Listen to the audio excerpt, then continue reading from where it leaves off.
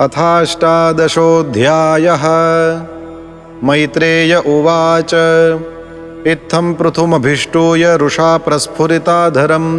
पुनराहावनिर्भीता संस्तभ्यात्मानमात्मना सन्नियच्छाभिभो मन्युं निबोधश्रावितं च मे सर्वतः सारमादत्ते यथा मधुकरो बुधः अस्मिल्लोकेऽथवा मुष्मिन् मुनिभिस्तत्त्वदर्शिभिः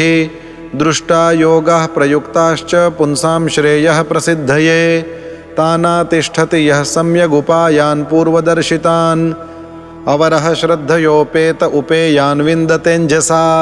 ताननादृत्य यो विद्वानर्थानारभते स्वयं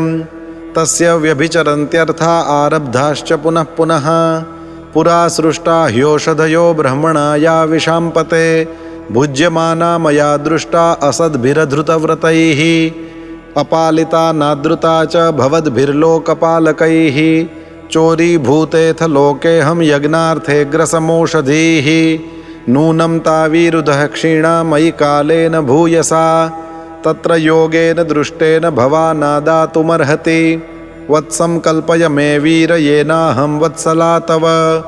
धोक्ष्ये क्षीरमयान् कामाननुरूपं च दोहनं दुग्धारं च महाबाहो भूतानां भूतभावना अन्नमीप्सितमूर्जस्वद्भगवान् वाञ्छते यदि समां च कुरु मां राजन् देववृष्टं यथा पयः अपरतावपि भद्रं ते उपावर्तेत मे विभो इति प्रियं हितं वाक्यं भुव आदाय भूपतिः वत्सं कृत्वा मनुं पाणावदुहत्सकलौषधीः तथा परे च सर्वत्र सारमाददते बुधाः ततोऽन्ये च यथा कामं दुदुहुः पृथुभावितां ऋषयो दुदुहुर्देवीमिन्द्रियेष्वथ सत्तमा वत्सं बृहस्पतिं कृत्वा पयश्छन्दोमयं शुचि कृत्वा वत्सं सुरगणा इन्द्रं सोममदुदुहन् हिरण्मयेन पात्रेण वीर्यमोजो बलं पयः दैतेया दानवा वत्सं प्रह्लादमसुरर्षभं विधाया दुदुहन् क्षीरमयः पात्रे सुरासवं गन्धर्वाप्सरसो धुक्षन् पात्रे पद्ममये पयः वत्सं विश्वावसुं कृत्वा गान्धर्वं मधुसौभगं वत्सेन पितरोर्यम्णा कव्यं क्षीरमधुक्षत आमपात्रे महाभागाः श्रद्धया श्राद्धदेवताः प्रकल्प्य वत्सं कपिलं सिद्धाः सङ्कल्पनामयीं सिद्धिं नभसि विद्यां च ये च विद्याधरादयः अन्ये च मायिनो मायामन्तर्धानाद्भुतात्मनां मयं प्रकल्प्य वत्सं ते दुदुहुर्धारणामयीं यक्षरक्षांसि भूतानि पिशाचाः पिशिताशनाः भूतेश वत्सा दुदुहुः कपाले क्षतजासवं तथा हयो दन्दशूकाः सर्पा नागाश्च तक्षकं विधाय वत्सं दुदुहुर्बिलपात्रे विषं पयः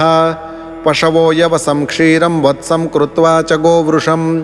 अरण्यपात्रे चाधुक्षन् मृगेन्द्रेण च दंष्ट्रिणः क्रव्यादाः प्राणिनः क्रव्यं दुदुहुः स्वे कलेवरे सुपर्णवत्सा विहगाश्चरं चाचरमेव च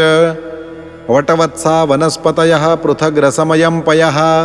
गिरयो हिमवद्वत्सा नानाधातून् स्वसानुषु सर्वे स्वमुख्यवत्सेन स्वे स्वे पात्रे पृथक् पयः सर्वकामदुघां पृथ्वीं दुदुहुः पृथुभाविताम् एवं पृथ्वादयः पृथ्वी मन्नादाः स्वन्नमात्मनः दोहवत्सादिभेदेन क्षीरभेदं कुरुद्वः ततो महीपतिः प्रीतः सर्वकामदुघां पृथुः दुहितृत्वे चकारे मां प्रेम्णा दुहितृवत्सलः चूर्णयन् स्वधनुष्कोट्या गिरिकूटानिराजराट्